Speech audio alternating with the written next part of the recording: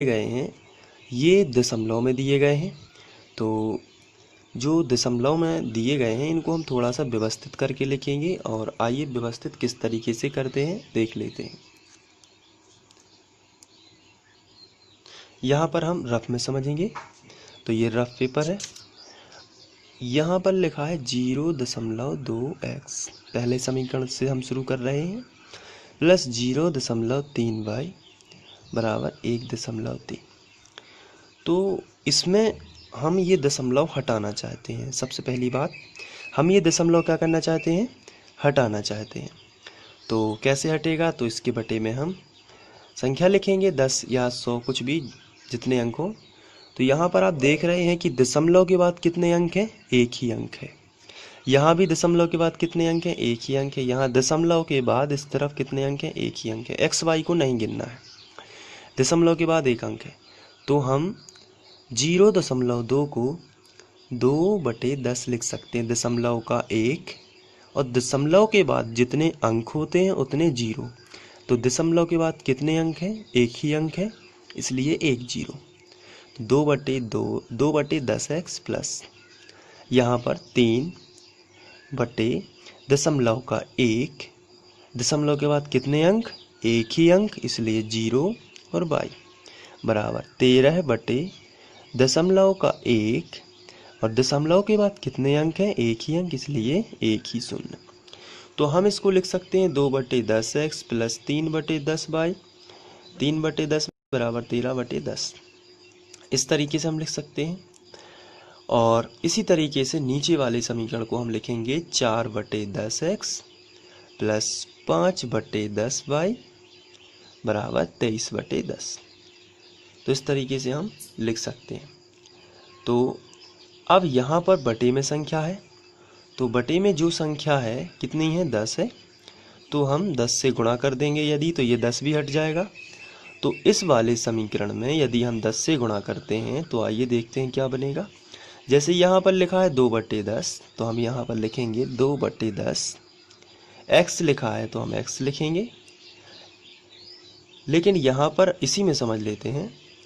यहाँ यदि हम 10 का गुणा कर दें, यहाँ पूरे समीकरण में 10 का गुणा कर दें, यहाँ भी हम 10 का गुणा कर दें, तो ये 10 और 10 कैंसिल, ये 10 और ये 10 भी कैंसिल, और ये 10 और ये 10 भी कैंसिल।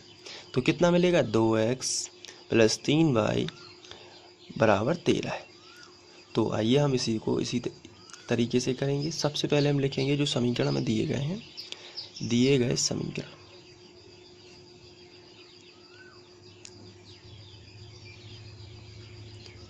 लिख लेते हैं 0.2x प्लस 0.3y बराबर 1.3।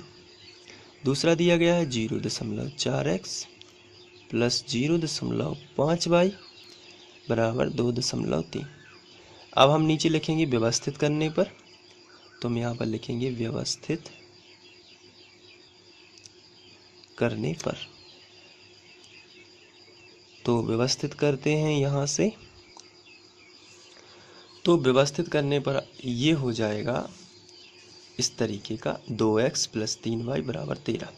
इसको हम फिर से समझ लेते हैं। यहाँ पे यहाँ लिखा है 0.2, तो हम इसे लिख सकते हैं 2/10x, ये मैंने अभी समझाया है, प्लस इसे लिख सकते हैं 3/10y बराबर इसे लिख सकते हैं 13/10।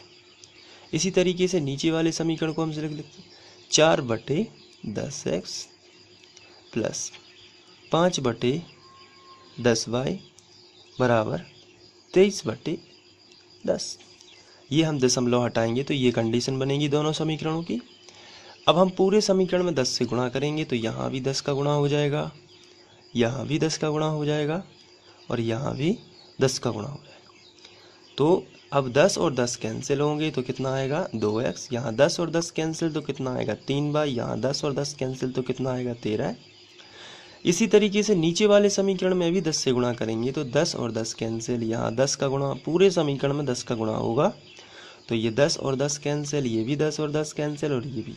तो 4x प्लस 5y बराबर 23। तो चलिए हम लिखते हैं, व्यवस्थित होगा तो आया 2x प्लस 3y बराबर 13। इसे हम बना सकते हैं अब समीकरण 1, क्योंकि ये बिना दशमलव का है और बटे में भी कुछ नहीं है। और इसी तरीके से 4x प्लस 5y बराबर 23। तो यहाँ पर हम लिखेंगे 4x प्लस 5y बराबर 23। इसे हम बना सकते हैं समीकरण 2। अब हमें प्रतिस्थापन विधि से सॉल्व करना है। तो प्रतिस्थापन विधि का नियम ही है समीकरण 1 से समीकरण 3 बनाना है, जो कि x का मान होगा। तो हम लिखेंगे समीकरण 1 से, समीकरण 1 है 2x प्लस 3y बराबर 13। यहाँ से हमें चूंकि x का मान चाहिए तो सबसे पहले धन वाली संख्या का पक्षांतर इस तरफ करेंगे ऋण में। तो यहाँ बचेगा केवल 2x, क्योंकि हमने पक्षांतर केवल इसका किया है। तो बराबर 13 माइनस 3y। ये जो प्लस का 3y था इस तरफ आ गया, तो माइनस का आप यहाँ लिख सकते हैं पक्षांतर। इसके बाद 2x बराबर, यहाँ जो 2 है ये गुणा में है, इसलिए हम इसे बटे में ले आएंगे। तो ये x यहाँ 2 यहाँ से हट जाएगा और यहाँ आ जाएगा बटे में, यानी कि गुणा वाली संख्या कहाँ पहुँच जाती है, बटे में। इसको हम बनाएंगे समीकरण नंबर 3। ये जो x का मान है 13 माइनस 3y बटे 2, ये पूरा का पूरा हम समीकरण 2 में रखते हैं। तो समीकरण 2 में रखेंगे। तो यहाँ पर हम लिखेंगे x का मान समीकरण 2 में प्रतिस्थापित करने पर, इस तरीके से आप लिखोगे प्रतिस्थापित करने पर। तो चलिए समीकरण 2 में प्रतिस्थापित कर दें। समीकरण 2 ये है 4x प्लस 5y बराबर 23। यहाँ लिखा है 4, तो सबसे पहले आप लिखोगे 4। इसके बाद लिखा है x, तो x का मान पूरा का पूरा कितना होगा, 13 माइनस 3y बटे 2। ये पूरा का पूरा x की जगह पर आपको लिख देना है। इसके बाद है प्लस 5y बराबर 23। अब आगे बढ़ते हैं। यहाँ से आप कैंसिल कर सकते हैं, 2 दूनी 4। तो आप यहाँ से देख सकते हैं ये 5y प्लस 23 आया है। आप यहाँ से कैंसिल करेंगे तो ये 2 दूनी 4, तो क्या बचेगा, 2 ब्रैकेट में 13 माइनस 3y प्लस 5y बराबर 23। अब आगे बढ़ते हैं। 13 दूनी 26, 2 का गुणा इसमें भी और 2 का गुणा इसमें भी, 3 दूनी 6y प्लस ये 5y बराबर 23। अब यहाँ से हम y एक तरफ करेंगे और संख्या एक तरफ कर लेंगे। तो ये 6y और प्लस y 5 के, तो ये 6y प्लस 5y एक तरफ कर लिया। ये जो 23 है ये पहले से लिखा था, तो इसको ज्यों का त्यों लिख के, प्लस का जो 26 है यहाँ आ गया, माइनस का 26 हो गया। माइनस 6y प्लस 5y, तो माइनस का 1y ज़्यादा है बराबर 23 माइनस का 26। तो बड़े में से छोटी घटाइए, 26 में से 23 जाएंगे तो कितने बचेंगे, 3, लेकिन बड़ी संख्या का चिन्ह रहेगा।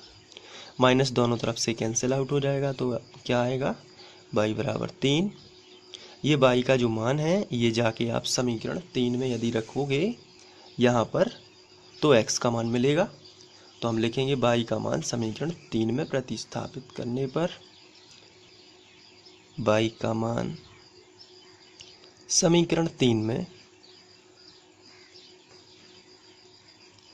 प्रतिस्थापित करने